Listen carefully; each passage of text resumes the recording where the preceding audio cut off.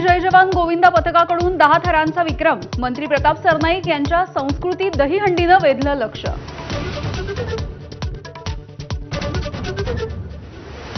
राज्यभरामध्ये दहीहंडीचा उत्साह। मुंबई ठाण्यामध्ये गोविंदांचे थरावर थर।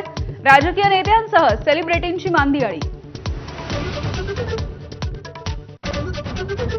दहीहंडी उत्सवामध्ये मनसे आणि ठाकरेंच्या शिवसेनेची जवळीक। अरविंद सावंत, राजन विचारे ठाण्यामध्ये अविनाश जाधव यांच्या दहीहंडी उत्सवामध्ये सहभागी, तर दादरमध्ये युवा सेनेच्या दहीहंडीला मनसेच्या संदीप देशपांडे यांची हजेरी।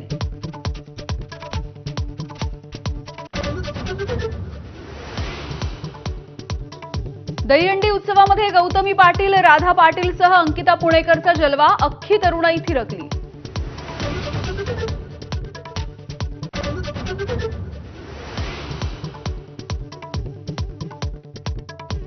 पुण्यामध्ये ढोल ताशांच्या गजरामध्ये गोविंदांचे थरावर थर। पुनीत बालन यांच्याकडून डीजे मुक्त दहीहंडी उत्सवाचे आयोजन।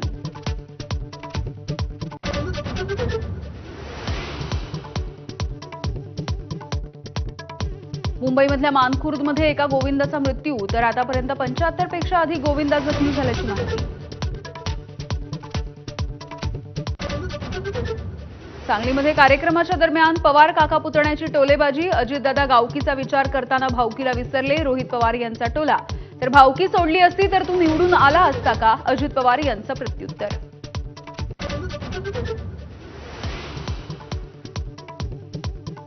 मुंबई शहरासह उपनगरांमध्ये मुसळधार। अनेक भागांमध्ये पाणी साचल्यामुळे कामावरून परतणाऱ्यांची तारांबळ।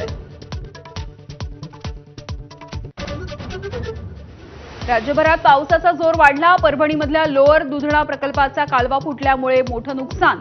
यवतमाळच्या उमरखेड तालुक्यामधल्या 17 गावांचा संपर्क तुटला। नांदेडमध्ये सुद्धा जोरदार पाऊस।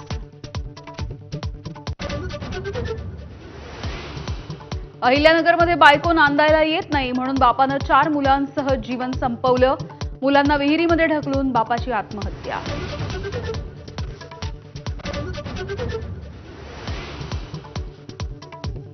निवडणूक आयोगाची उद्या दुपारी 3 वाजता पत्रकार परिषद। बिहारमधल्या मतदार यादी विशेष फेरतपासणीच्या संदर्भात माहिती देणार।